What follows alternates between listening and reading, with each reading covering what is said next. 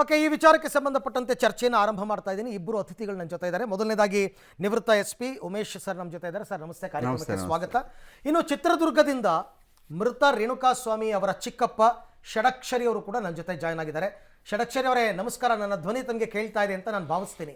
Sir ನಮಸ್ಕಾರ, ಕೇಳ್ತಾ ಇದೆ ಸರ್. ಸರಿ, ನಿಮ್ಮಿಂದನೇ ಆರಂಭ ಮಾಡ್ಬಿಡ್ತೀನಿ. ಷಡಕ್ಷರಿ ಅವರೇ, ನಿಜ ರೇಣುಕಾಸ್ವಾಮಿಯನ್ನ ಕಳ್ಕೊಂಡು ನೀವಾಗ್ಬೋದು, ಅವರ ಅಪ್ಪ ಅಮ್ಮ, ಅವರ ಹೆಂಡತಿ, ಅವರ ಅಕ್ಕ ಎಲ್ಲರೂ ಇನ್ನೂ ಕೂಡ ದುಃಖದಲ್ಲೇ ಇದ್ದಾರೆ. ಆ ದುಃಖ ಯಾವತ್ತಿದ್ರೂ ಇದ್ದೇ ಇರುತ್ತೆ. ಇದಕ್ಕೆ ಕಾರಣಕರ್ತರಾದವರು ಇವತ್ತಿನ ದಿನ ಇಷ್ಟು ಐಷಾರಾಮಿ ಜೀವನ ನಡೆಸ್ತಾ ಇದ್ದಾರೆ, ಅದು ಜೈಲಲ್ಲಿ ಅಂತ ಅನ್ನಿಸಿದಾಗ, ಆ ಸುದ್ದಿ ನಿಮಗೆ ಗೊತ್ತಾದಾಗ, ಆ ಫೋಟೋ ವಿಡಿಯೋ ನೀವು ನೋಡಿದಾಗ ನಿಮ್ಗೆ ಅನ್ಸಿದ್ದು ಏನು ಸರ್? ಸರ್, ನಾನು ಮೊದಲು ಮಾಧ್ಯಮದವರಿಗೆ ಧನ್ಯವಾದಗಳನ್ನು ಹೇಳ್ತೀನಿ ಸರ್. ಯಾಕಂದರೆ ಈ ವಿಚಾರ ಗೊತ್ತಾಗಿದ್ದು ನಮಗೆ ಮಾಧ್ಯಮದಿಂದ ಸರ್. ನಮಗೆ ಅದನ್ನು ಆ ಫೋಟೋಗಳನ್ನು ಅದನ್ನು ನೋಡಿ ಶಾಕ್ ಆಯಿತು ನಮಗೆ. ಯಾಕಂದರೆ ಅತ್ಯಂತ ಉತ್ತಮವಾಗಿರ್ತಕ್ಕಂಥ ರೀತಿಯಲ್ಲಿ ತನಿಖೆ ನಡೀತಾ ಇದೆ ಅಂಥೇಳಿ ನಾವು ಭಾವಿಸ್ಕೊಂಡಿದ್ದೀವಿ, ಈಗಾದರೂ ಭಾವಿಸ್ಕೊಂಡಿದ್ವಿ.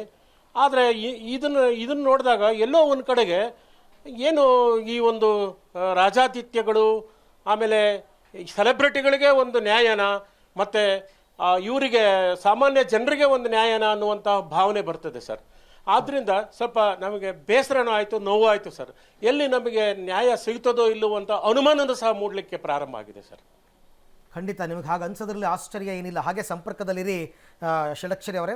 ಉಮೇಶ್ ಸರ್, ನಮಗಂತೂ ನಿನ್ನೆ ಈ ಫೋಟೋ ವಿಡಿಯೋ ನೋಡಿದಾಗ ನಮಗಳಿಗಂತೂ ಆಶ್ಚರ್ಯ ಆಯಿತು, ಶಾಕ್ ಆಯಿತು. ಏನಪ್ಪ ಜೈಲಿನಲ್ಲಿ ಹೀಗಿರುತ್ತಾ ಫೆಸಿಲಿಟಿ ಅಂತ. ನಿಮಗೇನಾದ್ರು ಹಾಗೆ ಅನ್ನಿಸ್ತಾ ಅಥವಾ ಇದೆಲ್ಲ ಕಾಮನ್ ಅನ್ನಿಸ್ಬಿಡ್ತಾ ಸರ್?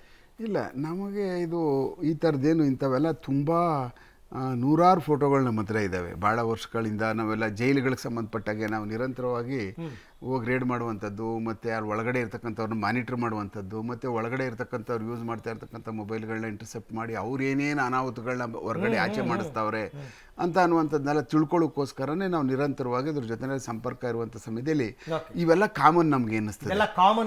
ಕಾಮನ್ ಈ ಫೋಟೋಗಳು, ಈ ಥರ ಒಳಗೆ ಕೂತ್ಕೊಳ್ಳೋದು, ಈ ಥರ ಊಟ ಒಳಗಡೆ ಹೋಗುವಂಥದ್ದು, ಆಮೇಲೆ ತಾಜು, ಬಿರಿಯಾನಿ, ಬರ್ತ್ಡೇ ಪಾರ್ಟಿಗಳಾಗ್ತಕ್ಕಂಥದ್ದು, ಆಮೇಲೆ ಎಲ್ಲ ಬ್ಯಾರಕ್ಗಳು ಎಲ್ಲ ಓಡಾಡುವಂಥದ್ದು ಎಲ್ಲ ಇದೆ.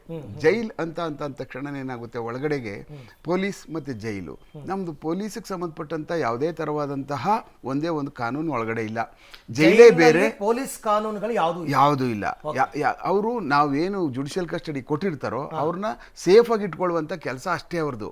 ಅದು ಬಿಟ್ಟು ಅವ್ರನ್ನ ನೀವು ಹಿಂಗೆ ಮಾಡ್ಬಿಟ್ಟಿದ್ದೀರಿ, ಹಿಂಗೆ ಚುಚ್ಚಿಬಿಟ್ಟಿದ್ದೀರಿ, ಹಿಂಗೆ ಕತ್ಕೊಯ್ದುಬಿಟ್ಟಿದ್ದೀರಿ, ಹಿಂಗೆ ಸಾಯಿಸಿದ್ದೀರಿ, ಅದನ್ನು ಯಾವುದೇ ಥರವಾದಂಥ ಒಂದು ಸಣ್ಣ ಅಕ್ಷರ ಸಹ ಅವ್ರ ಕಣ್ಣು ಮುಂದೆ ಬರುವುದಿಲ್ಲ. ಅವ್ರಿಗೆ ಅದೇ ಥರನೂ ಸಹ ನೀವು ಇಲ್ಲಿ ಕರ್ಕೊಬಂದು ಕಸ್ಟಡಿನಲ್ಲಿ ಕೊಟ್ಟಿರ್ತಾರೆ. ನೀವು ಅವ್ರನ್ನ ಸೇಫ್ ಆಗಿ ಇಟ್ಕೊಂಡು ಜುಡಿಷಿಯಲ್ ಕಸ್ಟಡಿಯಲ್ಲಿ ಇಟ್ಕೊಂಡಾದ್ಮೇಲೆ ನ್ಯಾಯಾಲಯಕ್ಕೆ ಪ್ರೊಡ್ಯೂಸ್ ಮಾಡ್ತಕ್ಕಂಥದ್ದು ನಿಮ್ಮ ಜವಾಬ್ದಾರಿ. ಅದು ಬಿಟ್ಟರೆ ಬೇರೆ ಏನೂ ಇಲ್ಲ ನಿಮ್ಮದು. ಹಿಂದೆ ಏನು ನಡೆದಿರ್ತದೋ, ಏನು ಆಗೋಗಿರ್ತದೋ ಅದಕ್ಕೆ ಸಂಬಂಧಪಟ್ಟಂಗೆ ನೀವು ಅದ್ರ ಬಗ್ಗೆ ಅಪರಾಧ ಆದ್ರೂ ಮಾಡಿರಲಿ, ಅದು ಏನಾರ ಆಗಿರಲಿ, ಅದಕ್ಕೆ ಸಂಬಂಧ ಇಲ್ಲ. ನಿಮ್ಮನ್ನ ಸೇಫ್ ಆಗಿ ಹೇಗೆ ಅವ್ರನ್ನ ಸೇಫ್ ಆಗಿ ಇಟ್ಕೋತೀರಿ ಅನ್ನೋದು ಅಷ್ಟೇ ಪ್ರಮುಖವಾದಂಥ ಅಂಶ ಅಲ್ಲಿ. ಅದೇ ನಿಯಮ.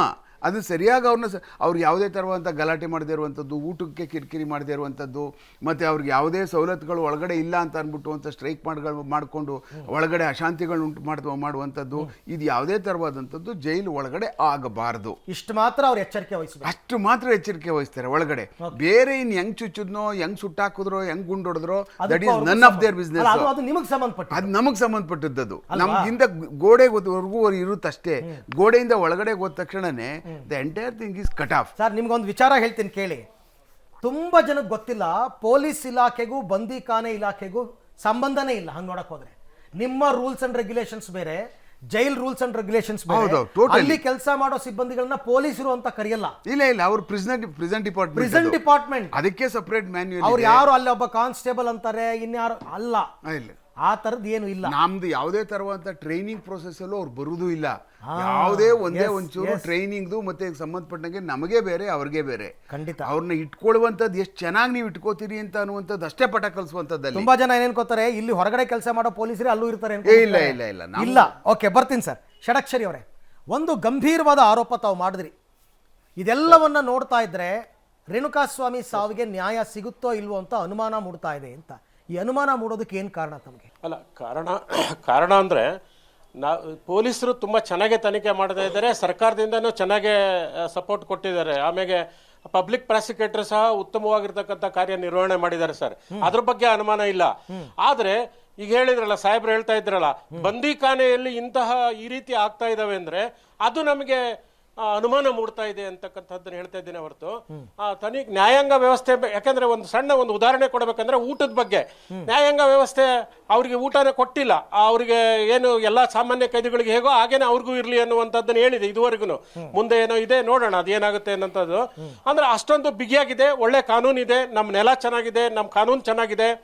ಆದ್ರೆ ಇಂತಹವುಗಳಾದ್ರೆ ಎಲ್ಲೋ ಅಚಾತುರ್ಯಗಳಾಗ್ತವೆ, ಇಂಥದ್ದು ಆಗ್ಬಾರ್ದು ಅನ್ನುವಂಥದ್ದು ನಮ್ಮ ಇಲ್ಲ ಷಡಕ್ಷರಿ ಅವರೇ ಅದು ಸ್ವಲ್ಪ ಆರೋಪಿತ ಅಥವಾ ಆರೋಪಿ ವ್ಯಕ್ತಿ ಜೈಲ್ಗೆ ಹಾಕಿದಾಗ ಆತ ಮಾಡಿದಂತಹ ಕೃತ್ಯಕ್ಕೆ ಪಶ್ಚಾತ್ತಾಪ ಪಡಲಿ, ಇನ್ ಮುಂದೆ ಒಳ್ಳೆ ಸನ್ಮಾರ್ಗದಲ್ಲಿ ನಡೀಲಿ, ಮಾಡಿರ್ತಕ್ಕಂಥ ತಪ್ಪಿನ ಅರಿವಾಗ್ಲಿ ಅನ್ನೋ ಕಾರಣಕ್ಕೆ ಜೈಲಿನಲ್ಲಿ ಇಟ್ಟಿರ್ತಾರೆ. ನಮ್ಮ ಕಾನೂನು ರೀತಿ ಆಗಿರ್ತಕ್ಕಂಥದ್ದು.